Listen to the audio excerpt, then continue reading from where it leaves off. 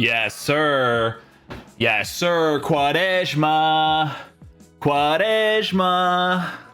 Hey guys, what's going on? Inception here, and welcome to another video. Ladies and gentlemen, today we have another custom tactic video to do today.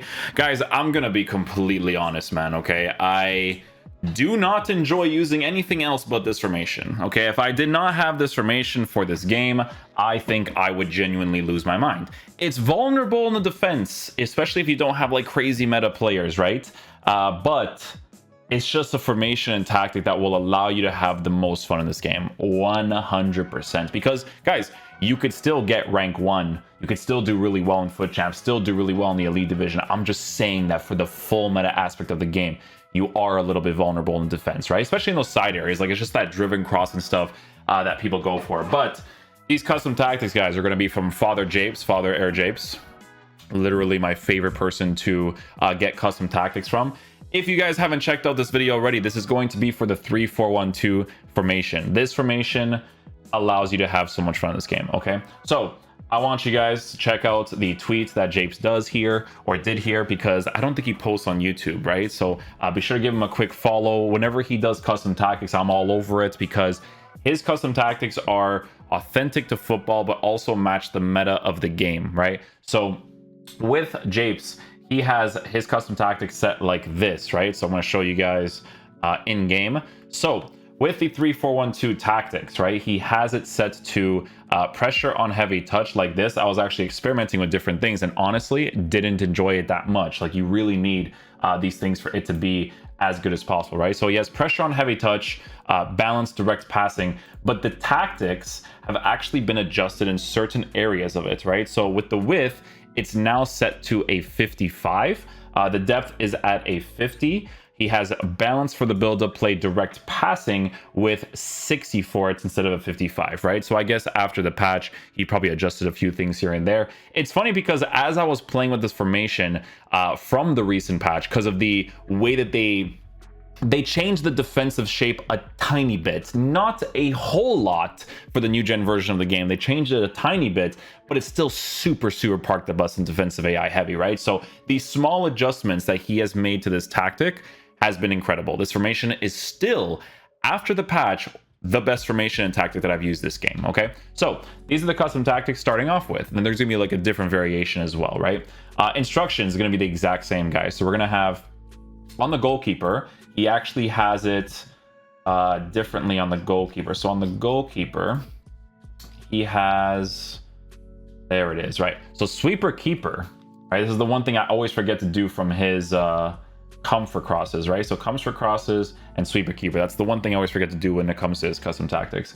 The left center back and right center back is on step up overlap, right? And the reason why this works out so well is because of the way that these two midfielders over here behave, because they're on cover wing, right? So the two center mids are on stay back, stay on the edge of the box for the cross. The left mid and right mid is going to be on comeback. The cam is on stay forward, get into the box for the cross. And then the two strikers is getting behind, stay forward. So you guys know me, Sentimental Value FC. I like to use players that I know in real life and kind of use, except for this Mateusz Costa and this goalkeeper. Not really too familiar with them. The rest of them I definitely am, but those two, not as much, right?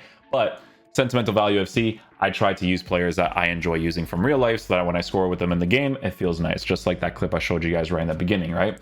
But yeah, this custom tactics, guys, is absolutely insane. So you're going to actually see here that I'm going to have 3 different variations of this custom tactic, depending on the situation of the game, right? So one of them is the one that he sets it up normally, which is like this, right? The other one is the exact same custom tactics, but he has fast build-up on it, right? And that's always going to depend on the situation of the game and how fast you want to counterattack to score your opportunities against your opposition. For me, the pressure on heavy touch, guys, I feel like is super vital to just make your defenders move. Yes, it leaves you vulnerable for like lob passes and through balls in the side positions 100%, but if you can manually defend those situations well enough, it's perfectly fine, right? So nothing else has changed. It's just the fast build-up part. And then one thing that I do myself, depending on the situation, is that I will do this exact custom tactic, right? So I'll start it from the very beginning for you guys, right? So 3-4-1-2. Switch a couple players here and there depending on which ones will fit the criteria of your team. Pedro Porro, you can see that I use like Pedro Porro and Mateus Nunes as my center mids. You want to have meta there. You want to try to have the cards that have the high work rates, that push forward, come back, you know, Ronaldo Sanchez, Guendouzi, Paqueta, those types of guys, right? But you guys know me, I like to use different types of cards. Yeah, the tactics, again, 55-50, that's the adjustment that he has made because of the defensive change to the post-patch tactics. This, right, would be on fast build-up, direct passing, 60, 4 for that, but then I would also have it on constant pressure, right? The constant pressure tactic is super annoying in this game. The pressure tactics in this game are, it's just the absolute worst, especially if your gameplay doesn't feel that great and your players feel awful, which is what you guys are going to actually see in this gameplay. That constant pressure or any sort of pressure tactics literally kills your opponent's attacking AI, and it makes their players feel way slower, right? When it comes to like just general movement, right? This constant pressure exists just in case my opponent is trying to waste time, right? What happens is that most of the players on the pitch start to get marked, right? So you have more opportunity to get the ball back. So those are the 3 different variations that I would recommend for you guys to have if you guys actually end up using this formation. Just gonna go ahead and switch some things here and there, right? So come back, you commit forward, you commit forward.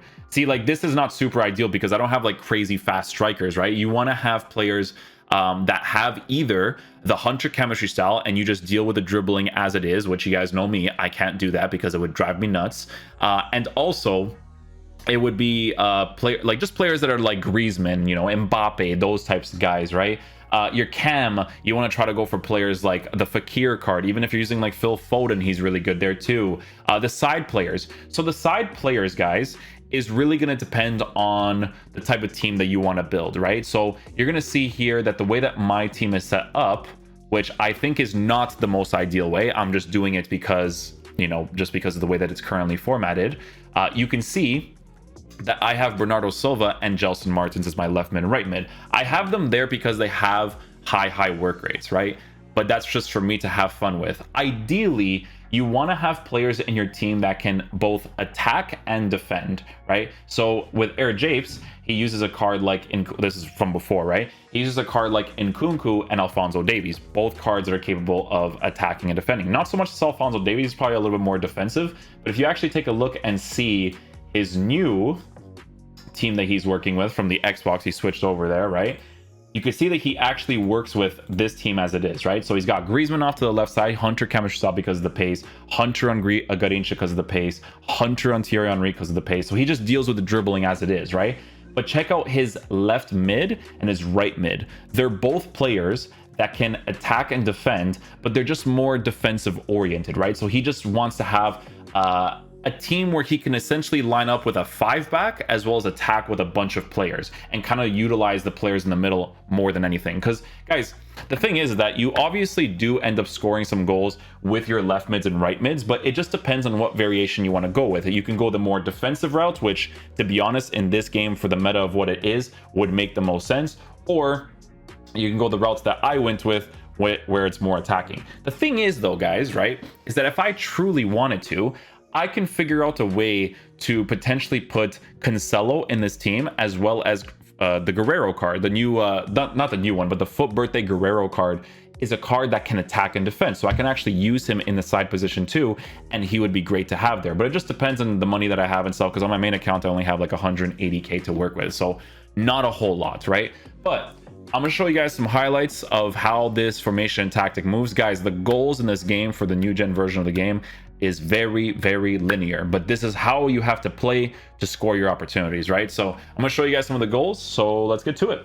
Okay guys, so we have some Foot Champs highlights. You know, I just decided to play some of the games with the Portuguese squadrons because you guys know me, I like to use players that I'm familiar with in real life. Like I have like I said, like 2 or 3 players that I'm not like crazy familiar with, right? But the whole reason, right, why this formation is so good to work with when it comes to the meta of this game is because by default, I try to tell you guys this all the time, by default, and EA has not adjusted this properly yet this year, which they probably will never, okay? this game is very park the bus heavy. By default, the tactics will drop the players all the way back. They track back like crazy. That's why when I do reviews for cards, when it comes to the midfielders and all that kind of stuff, I always tell you guys like, oh, high work rates. Check out the defensive AI doing this for you, right? That's how most of the people defend in the game. So this difference of the width being adjusted to be higher, right, is a huge difference, because what happens, especially if you have like aggressive attacking oriented players there, is that they will spread out the play like crazy, and what you have to work with the most is going to be your strikers and your cams. So obviously in my case, I don't necessarily have the most meta players playing in those areas. It's always going to be better to have players like Mbappe, you know, a Griezmann card, a Fekir, a Phil Foden. You know, I say these guys because they have like crazy attacking eye in that situation. You can see that Quaresma over here with his high-low work rates is chilling off to the left side here, right? Even though he's playing as my cam. So just stuff like that. You know, like I said, guys, for this team, I'm using players that are a little bit out of position, right? But what you're going to see here is the guy leaving at 2-2 because he's an absolute rat, like a bunch of people do in this game. But what you're going to see from the build-up, guys, is a lot of side play, move back into the middle. But watch what I'm constantly doing. I'm always looking for the extra pass. Very rarely will you see me just do like a regular finish, right? It's always a shot cancel. It's always an L1 spam to touch the ball in place facing the net, and then going for that extra pass to do a double tap pass to score into an empty net, or just working the extra pass when he's pushing the goalkeeper against me, right? So you're gonna see against this guy right here who has a full meta team for the most part, right? I want you guys to see the build-up, right? So we're spreading out the play here in the side positions. I have to do some small dribbles because I have to wait for Quaresma to get into a position that makes the most sense. High-low work rates, super noticeable on the card playing the cam position, but I'm doing all of this extra stuff, making those extra moves, right?